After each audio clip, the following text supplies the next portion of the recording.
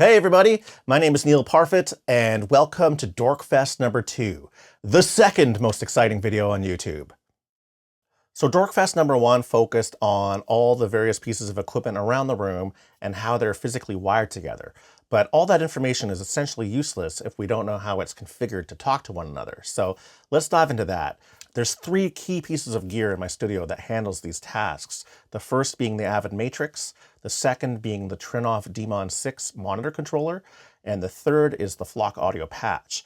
And between the 3 of those, I can reconfigure the studio on the fly instantly. Whereas before, sometimes I'd have to crawl under the desk or get behind a rack and like rewire stuff depending on the task. So with these pieces of gear, it's changed my life and the speed and flexibility in which I can work. And that's always the most important thing when you're in post-production anyway. It's like speed, efficiency, no compromise in quality, and yeah. So just like before, grab a drink and get ready for the deep dive. So let's do it.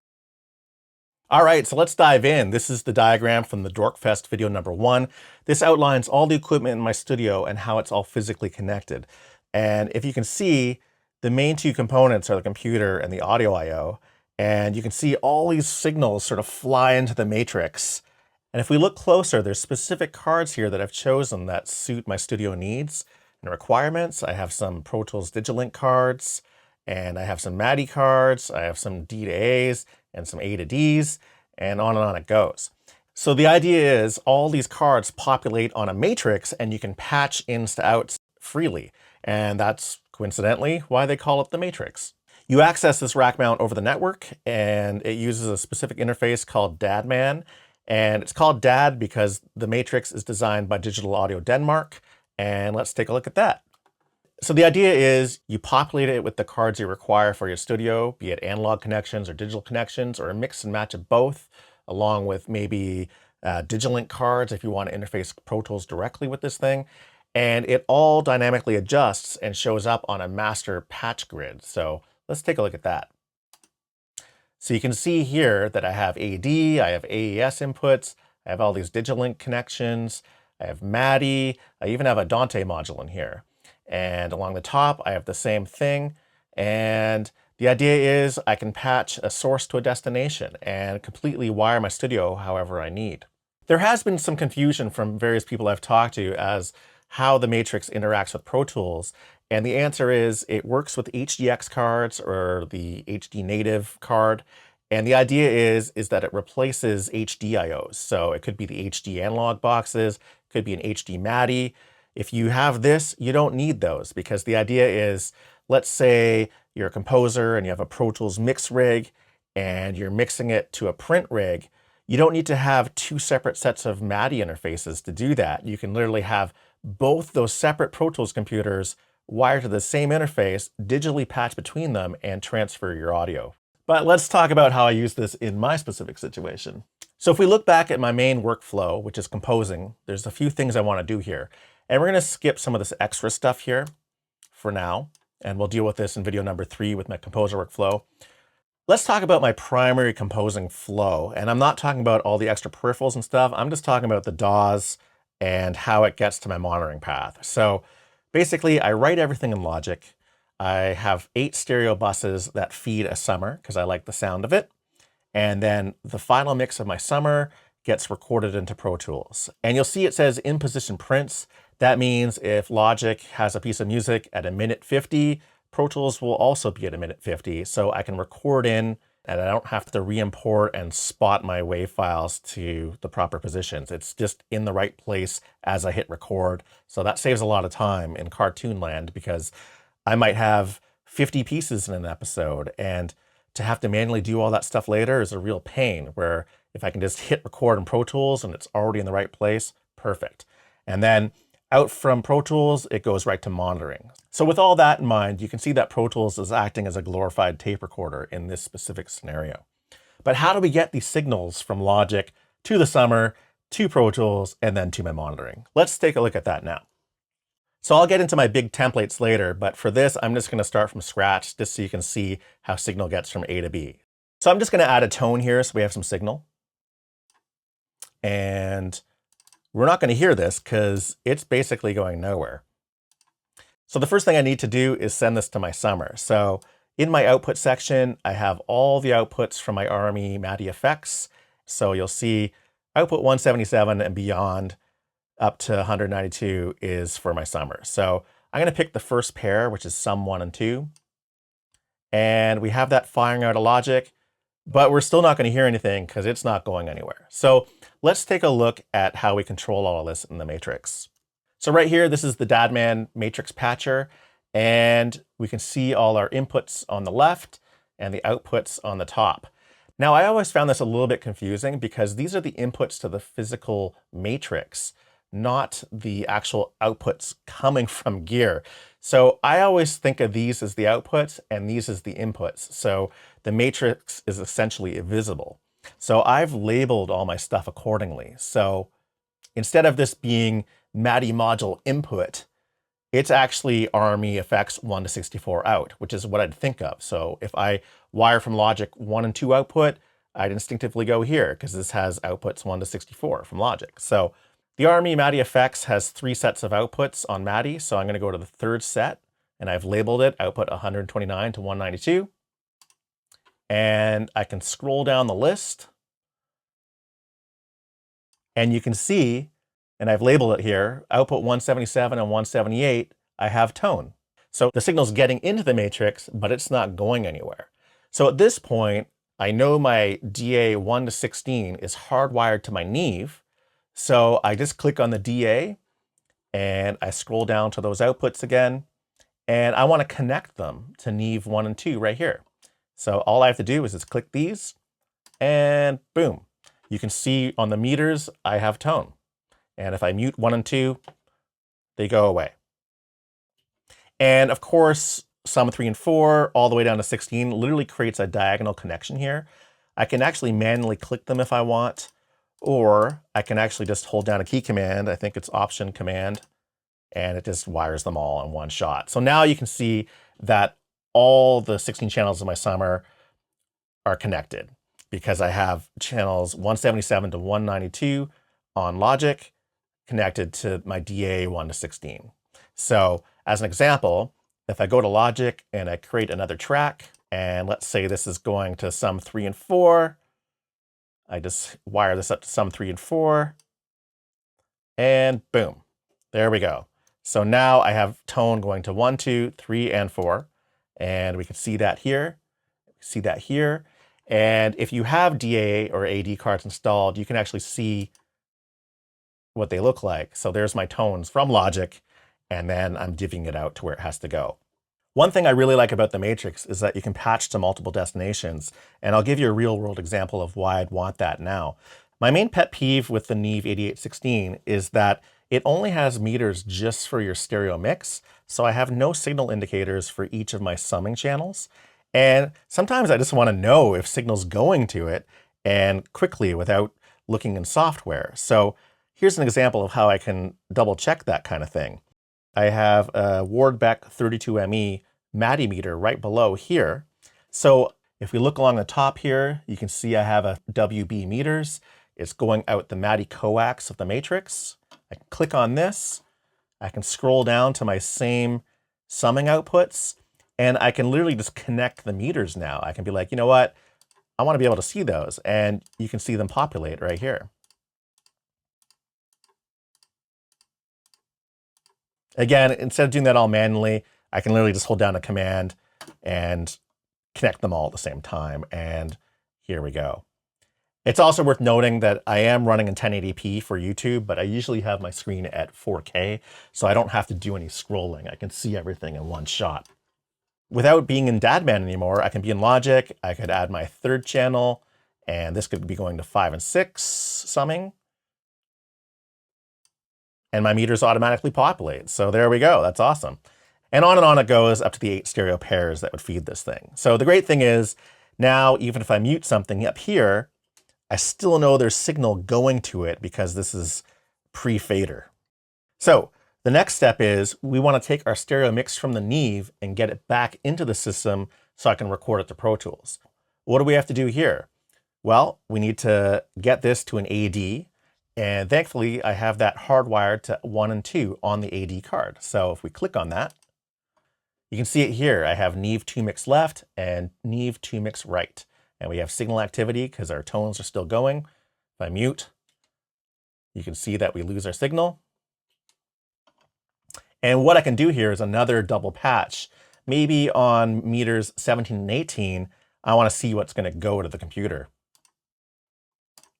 So here's our full mix coming out of the Neve. So if I turn down my master, you'll see that decrease. If I put it back up, it'll increase, etc., etc. But of course, that's only a visual indicator. We still need to connect it into Pro Tools. So let's do that now. I purposely have it off of dark mode because it's just better contrast like this for this video. So let's say I was going to record into 1 and 2. I'll set my in to 1 and 2 as you would. I'll set my output to stereo. And let's just go into input monitor. We're not seeing any signal because nothing is connected in the matrix patcher. Pro Tools knows there's an interface attached, but it's up to the DADMan software to route where signals have to go. So let's do that now. So if we look along the top, here's all the Digilink connections. They're in 32 channel clumps, just like the cables. And we want to go to HDX 1 to 32. And you can see I've labeled these HDX in 1 all the way to 32, and so on and so on. But in our case, we want to record to input 1 and 2. So here we are. Here's our Neve 2 mix left and right. I'm going to connect these into HDX 1, HDX 2. You can see our signal going there. And if we go to Pro Tools, boom, there's the signal. Perfect. So far we have our silly summing test mix here, which is basically 2 sine waves hitting our summer. And then the output of that is piped directly into Pro Tools right there. And that's all done behind the scenes with some patching in the DADMan software. And of course, I don't have to do this every single time. Once I have my full routing figured out, it's saved. So all I have to do is just load up a preset and it just instantly loads it up the way you see it now. All right, so last but not least, we need to be able to hear this. Like so far I have it assigned an output, but we're not hearing anything because just like before, we need to connect those pathways. So in my case, I have a product called the Trinnov DADMan 6. It's a 5.1 monitoring control system. You can see it on my iPad right here. And it's a physical rack mount unit that has 8 analog inputs, and it has a bunch of AES digital inputs as well. And thankfully with the Matrix, there's AES outputs as well as my analog output card. So once you have everything configured, you can run it through VNC on an iPad, or you can also run their app, which will show you the exact same thing. And if I control it here, the iPad's going to update. It's talking to the same thing. So they're always synchronized. Initially, when you're setting one of these things up, you create a bunch of sources. In my case, I have one called Pro Tools 5.1, Pro Tools 2.0, which is usually a fold down mix. I have a mastered stereo, which is basically a direct tap of the Neve if I want to hear it without running Pro Tools. RME Stereo 1.2 is Logic stereo output. It also accommodates max system sound if I'm watching something on YouTube or whatever. It all comes out of RME Stereo 1.2. I also have another source for Logic's dialogue if I'm working with video, and I have another source called Click, so I have direct access, and it's never accidentally printed to a mix, just like that. It's separate in the monitoring chain. And then down below, I'll get into some of these custom mix buses, but we don't need to deal with any of that today. My left-right output in Pro Tools is assigned to 1 and 2 to make it simple. And if we look in the Trinnov, it's the same thing in the session routing. AES 1 and 2 goes to analog 1 and analog 2, which correspond to left and right. So it all sort of matches up no matter which app you're in. I did this on purpose, and that way numbers align no matter which piece of software you're in, because if you got into situations where Pro Tools out 1 is left, which is the input 3, which goes to output 4, things just get very confusing. So basically output 1 in Pro Tools is going to AES 1 on the Trinnov, which goes to output analog 1, feeding my speaker. And it's really easy to trace issues that way. We need to be able to connect this. So we go to DADMan, we go to our Digilink 1 to 32, which is our first 32 outputs of Pro Tools. And we go to AES, and here we go. So you have created the label already. So HDX left and right out goes to DADMan AES 1 and 2. And if I connect those and we choose the correct source, there's our tone. So it's that simple. So now we have our full connection. And of course, because this is surround, I can just keep connecting these. And I've done it this way where I have left, right, LS, RS, center, LFE, and then my full mixes on 7 and 8. So if we look in the Trinnov setup, it follows the same routing strategy. AES 7 and 8 is my HDX 2.0. Sometimes I want to listen to my mastered stereo without Pro Tools being open. And as a reminder, my mastered stereo is this Neve here. So I have that set to analog 1 and 2 inputs to the Trinnov. And remember, there's 8 analog inputs. You can see all the other ones here assigned to different sources. So with that in mind, let's connect the mastered stereo. So I'm going to go to my DA on the matrix. I have a third card in here that sends 8 channels to the Trinnov. And here it is. Here's my 2 mix. I'm going to connect these here. And that doesn't break the connection still going to Pro Tools. This is an additional destination. So if I go to the Trinnov and I hit mastered stereo, we're going to hear that tone. So if Pro Tools is off, I can still listen to what's happening on the Neve. Right now, we're not going to hear any difference between these two because it's unity within Pro Tools, and we're hearing unity here too. So next, let's connect RME's stereo. This is Logic's playback 1 and 2, and this is also my YouTube or whatever I want to listen to, if it's iTunes or whatever. Let's take a listen to that. And let's take a look at our RME effects 1 to 64 out. I want 1 and 2 from Logic left to right connected here on 3 and 4.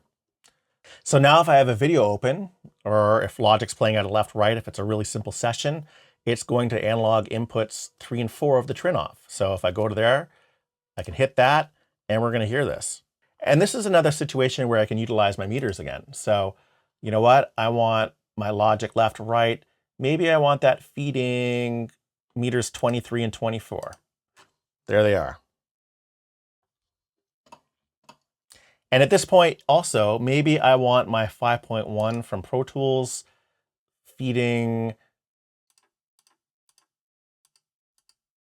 feeding these here, and my fold mix will be on the last set. So with all that in mind, I can see whatever I need to see down here without any issues. And I don't have to go in and configure anything again. It's just hard set and done. All right, so that is the basic flow to get from Logic to the summer into Pro Tools, record it, and also monitor what's happening. But the last piece of the puzzle is this LTC sync, and that allows me to have Pro Tools in perfect position when I'm working from Logic. So let's do that now.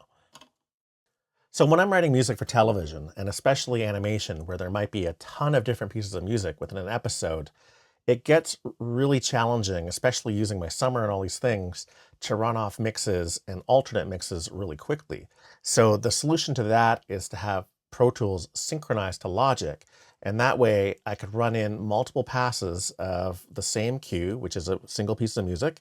And unlike stems, which might be 4 to 16 to 24 different elements that you add together to create the final mix, I prefer to do alternate mixes, because in cartoons, especially with music editorial, if you have too many stems, it gets very complicated very quickly. So what I do is I record a full mix, and then I'll record an alternate mix without the lead or the melody or something like that, or whatever it might be. If it's a cymbal whoosh or a special effect kind of impact noise, I'll just run these to give the editor lots of different options. And instead of having a ton of tracks all over the place, it might be just jumping between 2 or 3, which keeps the timeline really easy. And it also takes a load off of the re-record mixer because there isn't a million pieces of music to deal with. Of course, if it's live action, episodic, drama, those kind of things, then I'll deliver in a traditional stem format. But this for me is specific to animation and makes my workflow a lot quicker. I do have people question me on this. Why don't you just run it all off in Logic and then manually build a Pro Tools session after the fact? And the answer to that is, why don't I just do it in one shot at the same time, and then I don't have to do anything later? It just takes out another step that could be used for something else, like more writing. And it also removes additional points of error because I'm literally recording into the same session that I'm going to be delivering. So if it's right, that's it. I don't have to check it again because that's the same session that's going to go to the client. So if you happen to have 2 DAWs open, in my case, I have Logic and Pro Tools open here. They both have their independent hardware. Logic's running the RME Matty Face effects, and Pro Tools Ultimate is talking to the AVID Matrix. Their timelines are both independent of each other, which means if I hit play somewhere here in Logic and I hit play somewhere in Pro Tools, they're just going to run at their own positions and there's no sync reference between them. So it's not going to help us if they're fully independent because I can't immediately hit record and play at the same time. So what we need is Logic's timing reference going to Pro Tools, so Pro Tools is always chasing where Logic is. And that's exactly what we're going to do. I actually do this in a very old school way. I send LTC timecode from Logic, and LTC is used to synchronize audio and video players, and back in the day, it may have been 24-track reel-to-reels and stuff like that. So I have different timecode files here based on different hours, and these usually correspond to different reels if there's multiple reels in a film. In our case, I'm going to grab the first one here. It starts at 0 hours, 59 minutes, and 50 seconds. I'm going to drop that on Logic's timeline at the exact same place that I have set up. And if we hit play, it sort of sounds like this. Pretty close. So basically, it's an encoded signal of timing reference. So we need to be able to take this LTC sound and send it into Pro Tools so it can be translated. And the way that's done is I'm going to use the only analog output on my RME card, which happens to be the headphone output. And I have that headphone output wired to the LTC input on a Sync HD rack mount. And that rack mount is designed to translate timecode from different sources. So if I hit play here, the Sync HD is going to read that signal. If everything is working properly, if I go into Pro Tools Session Setup, incoming time, there it is. It sees it. Our timecode rates are correct. And at this point, if I put Pro Tools Transport online, these should synchronize perfectly. So let's do that. And there you go. Our transports are synchronized. So now at this point, Pro Tools is chasing. So if I hit stop in Logic and hit play, it doesn't matter where, you'll see that Pro Tools is locked to that exact position. And it doesn't matter where I go. It could be 600 measures later. It could be 1,000 measures later. If I go there, it will translate it, and boom, our timelines are right on the money. And that's the whole point of this. I want to be able to run my mix, record it into Pro Tools, arm another track, mute a few elements, and run alternate mixes through the same analog equipment with no deviation in synchronization. They should start at the exact same place, and I don't have to go in and edit things or slip things. It's just done once, and I can move on. So you can see how this can save time. If I have a whole bunch of mixes I have to get done, like let's say there's like 40 pieces in an episode, and I have to do multiple passes of alt mixes, not having to go in, manually export, manually realign all these different files saves a ton of time because it's almost automatic. And I'll show you an example of that now. So for this example, I'm going to build a quick track based on 3 elements. So let's add a virtual instrument here, vintage electric piano, and we'll assign that to my sum 3/4. And let's just record in something really quick here. Let's just go past 1 hour. We'll start at measure 9 as an example. And I'll turn on my click. Let's do that a little bit slower. How about 90?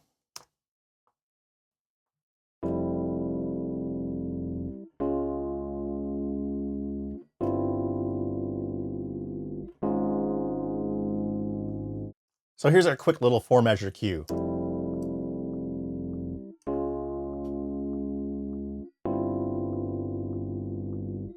It's a weird chord. And let's add some drums. I'll put my drums on sum 1 and 2. Drum kit.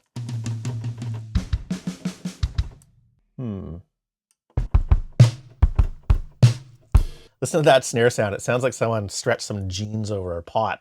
It's kind of bad, but let's use it.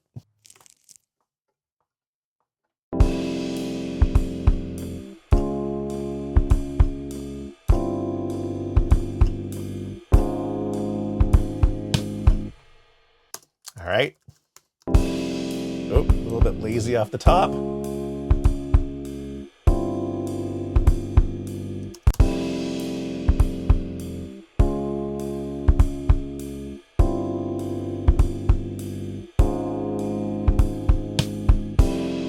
All right, so those are our 2 elements.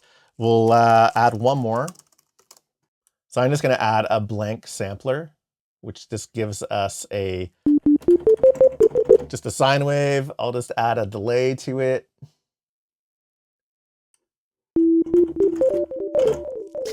Okay, so here we go.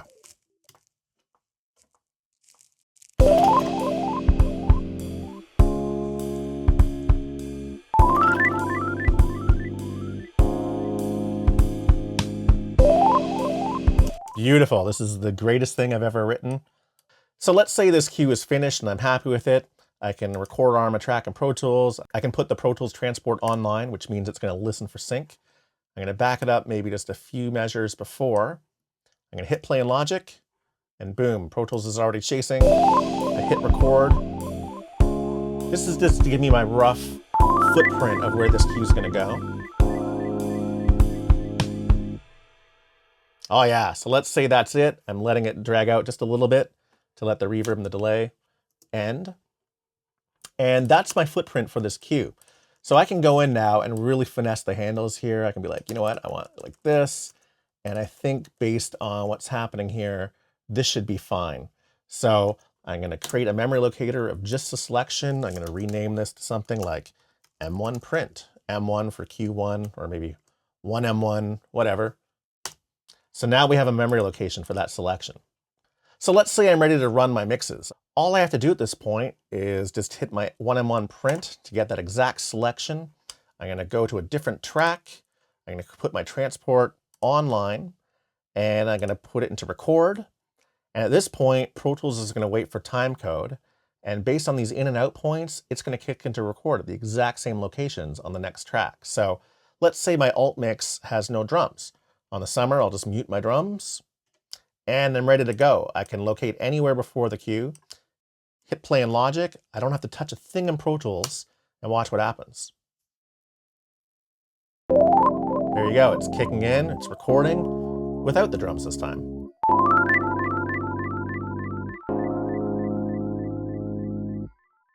And it will kick out a record right at the end of this boundary right here. Boom, all done. If I hit stop in Logic, Pro Tools automatically stops. So you'll notice I lost my boundary location there. I can just turn off insertion follows playback, or I can just recall my 1M1 print boundary and drop down a track, and we're back up and going.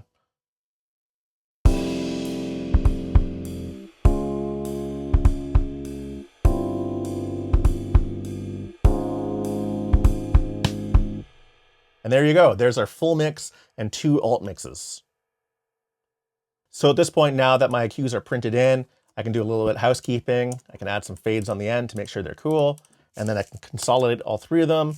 And I could do a batch rename at this point. Or, because there's only 3 files, I could literally just go 1M1, full mix. I could copy this first part. And then I could go Alt1. And then this could be Alt2. Or whatever it has to be.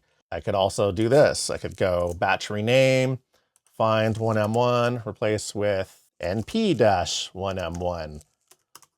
Best cue ever.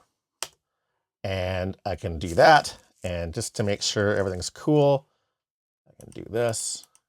And that's it. Everything's done.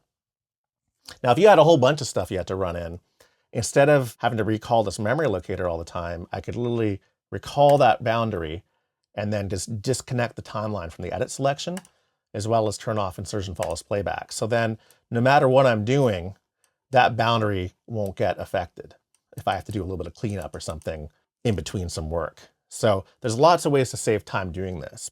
As you can see, it's really quick to dump in cues this way, especially if I have a whole bunch of them. So there you have it. That's how I record in cues into Pro Tools very quickly, like an automated tape recorder.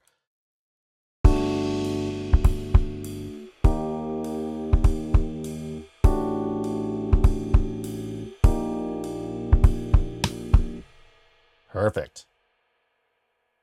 And then if I hit stop in Logic, yeah, notice that my boundaries are unchanged. So if I am doing a ton of prints, I'll have this turned off. So yeah, there you have it. There's 2 examples of running cues in position. So people have asked me, well, why don't you just use MTC? And the answer is I didn't find it to be as accurate. MIDI timecode could sometimes be plus or minus almost 3/4 frames, which is a lot. Like you'd start getting flamming with rhythmic elements. So in all my testing, the Sync HD has been way more accurate. And for me, that's important. If I'm working on a television show that has a 6-minute cue and I need to fix or revise like the last 20 seconds, I don't need to rerun the whole mix again. I can literally destructively punch onto that part that needs to be corrected. And I couldn't do that unless Pro Tools was almost near sample accurate. So the last piece of this puzzle is dealing with all this analog outboard equipment with my Summer. And the silver bullet for that is this device called the Flock Audio Patch. And what it is a 32 input, 32 output analog patch bay that's digitally controlled. So with that 32 I/O in mind and the amount of outboard gear I have and the way my Neve is configured, I decided the best use of this gear would be to use it as a mastering signal chain. So with that in mind, I've decided that I want my cue send, my insert mix return, as well as the master insert available on the Flock patch. So let me show you how that all works here. So this is the Flock Audio Patch app, and this lets me route all my analog gear in the analog domain, but controlled from here. And the great thing about this is I can stay in mix position the entire time while making these choices, instead of like bending off to the side with a traditional patch bay, or sometimes having to physically rewire things. All of that pain in the ass is off the table, and it's all available right here. So if we go to hardware setup, you can see all my gear is defined. So I have my back CQ, my SSL, my Chandler, and on it goes. And you'll notice that not all of them are matched ins and outs. Like here's an example. My output 3 and 4 is feeding the Matrix ADC 3 and 4 in, and I still have these 3 and 4 inputs here available for something else. If it just had an output, if it was just a signal generator of some sort. It's empty and I can make that choice later. If we scroll down to the bottom here, you'll see the Neve inserts right here, from Neve insert left, and then to Neve insert left, and so on and so on. And these are unlinked, which means I could have this at the top of the path and this near the bottom somewhere. And let me just show you how that works now. So let's say I wanted to add a compressor to my insert. First, we need to have the Neve insert available. So let's say from Neve insert left and right, I'll just put this anywhere. It doesn't matter where. And let me just show you what happens here. If I hit play in Logic, I've reconnected those meters so you can see the individual sum elements right here. Here is our master output from the Neve, and here's what's coming out of Pro Tools. So if we end up making our mix too hot, we can turn down the master of the Neve and get a better recorded signal without clipping.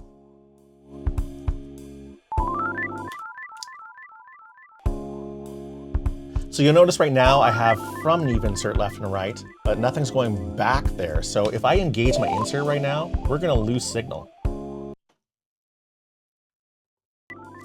And to demonstrate that, if we put our Neve 2 insert left and right, if I engage my insert, now the signal's going through this patch here and going back to the Neve. So far we have no signal, so we're not going to hear a difference. But this just demonstrates that signal is going through the patch and going back to the Neve. So at this point, all we have to do is just drag and drop whatever gear we want on here. So if I dragged my Bricasti onto this, now we're going to hear 100% wet reverb. Not ideal for a master mix, but I am feeling kind of spacey. So there we go. And you can notice I can add more space here. I can just drop these up and down, and I can create some gaps. I can just stack on more stuff if I wanted to. Maybe I want the my Waves Max BCL at the end to do a hard limit. Maybe add some subharmonic bass, I don't know. The idea here is I can just mix and match and experiment and do whatever I want. So that's my insert. Another thing I like to do is maybe I just want reverb on one element just to give it a little bit more space. So I can actually tap my cue send. So here's from 8816Q left and right. I can pop this anywhere. To 8816 return left and right. That's this IML knob right here. So if I want the Bricasti there, I just pop it in. So it's top down. And now at this point, let's say I wanted some reverb just on my 5 and 6. I can engage those cues and I can turn on the return. Let's take a listen. There it is. A little bit extreme, but you can hear what I'm doing.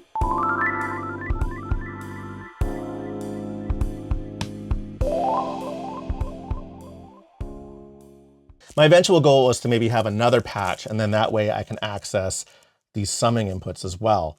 You know, maybe I want a compressor just on 1 and 2, the drums or something like that. So far, I don't have that option because, again, the patch only has 32 I/O. So right now, it's more about having all the gear readily available for the inserts versus having them available for all these individual summing stems here. This is just for my composing workflow. Like, let's say I want to record an instrument or recorded vocals or something like that. All I'd have to do is just clear this out. Notice how I have my matrix 3 and 4 ends here. I could just choose that, and then I could be like, you know what? I want that to record dry. I could leave my Neve where it is, and I could be like, you know what? My mic is on 3 and 4. Boom. And once I have all these different workflow configurations figured out, I never actually have to open this at all. I just go to File, I click on Open, or I could have the file available on my desktop and I double click it, and instantly my studio is routed. Same thing goes with the patch app. I don't actually have to do this manually every time. Here's an example here where I have one set for one of the shows I'm working on already. So it just remembers how I like it set, just a preset right here. I have another one just for recording microphones and another one just for recording instruments, and on it goes. So just to wrap it up, I hope that seeing these in action shows you how easy it is to reconfigure the studio on the fly, or just create your hard set workflows, and then you can just quickly jump between them quite easily. So in review, it was the AVID MTRX, the Trinnov DADMan 6, and the Flock Audio patch. Well, if you've made it this far, again, slow clap, grab yourself a cookie or something. So Dorkfest video 3 will be my first workflow, which is my primary workflow actually, which is composing music for television. We'll dive into Logic, and I'll show you how I have my virtual instruments configured, the busing for stem outs, and how I get MIDI to Vienna Ensemble Pro, and all these different things that cumulatively add to an easier working experience and allows me to write quicker, which is the whole point. The more minutes I can write in a day without dealing with tech, the better, because I can just focus on the music and tweaking and mixing and all those things. So if there's any questions, feel free to drop them down below. As everybody knows by now, I'm pretty active in responding. So until next time, have a good one, and I'll see you soon.